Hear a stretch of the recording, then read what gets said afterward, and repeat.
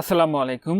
অর্থ মন্ত্রণালয়ের আর্থিক প্রতিষ্ঠান বিভাগের রাজস্ব খাতে নিম্নবর্ণিত 5টি পদের ক্যাটাগরিতে নিয়োগ বিজ্ঞপ্তি প্রকাশিত হয়েছিল, যেটিতে আপনারা বাংলাদেশের সকল জেলা থেকে পুরুষ মহিলা উভয় প্রার্থী এসএসসি এইচএসসি স্নাতক সহ বিভিন্ন ধরনের শিক্ষাগত যোগ্যতা আপনারা এটিতে অনলাইনের মাধ্যমে আবেদন প্রক্রিয়াটি সম্পন্ন করতে পারবেন। নিয়োগের 1 নম্বর পদ রয়েছে 60 মুদ্রাক্ষরিক কাম কম্পিউটার অপারেটর, পদের সংখ্যা রয়েছে 16টি। 2 নম্বর পদ রয়েছে ক্যাশিয়ার, পদের সংখ্যা রয়েছে 1টি। 3 নম্বর পদ রয়েছে ক্যাটালগার, পদের সংখ্যা রয়েছে 1টি। 4 নম্বর পদ রয়েছে অফিস সহকারী কাম কম্পিউটার মুদ্রা অক্ষরিক, পদের সংখ্যা রয়েছে 3টি। 5 নম্বর পদ রয়েছে অফিস সহায়ক, যেটিতে পদের সংখ্যা রয়েছে 10টি।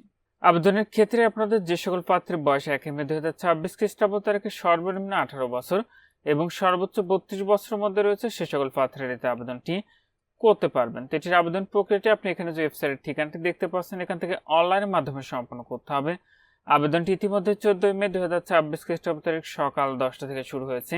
আবেদনটি শেষ হবে 11 জুন 2026 খ্রিস্টাব্দ তারিখ বিকাল 5টায়। তো যে সকল প্রার্থীরা আবেদনটি করবেন, শেষ তারিখের জন্য বসে না থেকে পূর্বে নিয়োগের আবেদনটি সম্পন্ন করে নেবেন। আর এটির 1 থেকে 4 নং ক্রমিকের পদের জন্য আপনার পরীক্ষার ফি লাগবে 112 টাকা এবং 5 নং ক্রমিকের পদের জন্য পরীক্ষার ফি লাগবে মাত্র 56 টাকা। আপনি নিজে আবেদনের ক্ষেত্রে এই ফিটি আপনাকে টেলিটক প্রিপেড মোবাইল নাম্বার থেকে SMS এর মাধ্যমে কিন্তু পরিশোধ করতে হবে। আর আপনাদের প্রবেশপত্র প্রাপ্তির বিষয়টি পরবর্তীতে আপনার মোবাইলে SMS এর মাধ্যমে জানিয়ে দেবে। তখন নির্ধারিত ওয়েবসাইট থেকে খুব সহজে আপনারা আপনাদের প্রবেশপত্রগুলো ডাউনলোড করে নিতে পারবেন।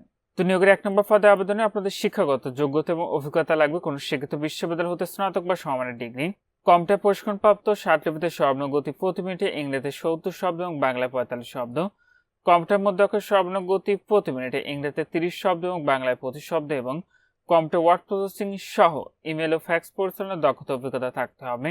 2 নম্বর পদটিতে কোনো শিক্ষিত বিশ্ববিদ্যালয় হতে বাণিজ্য বিভাগে স্নাতক ডিগ্রি কম্পিউটার চালানোর দক্ষতা থাকতে হবে এবং কম্পিউটার ওয়ার্ড প্রসেসিং সহ কম্পিউটার চালানোর দক্ষতা অভিজ্ঞতা থাকতে হবে।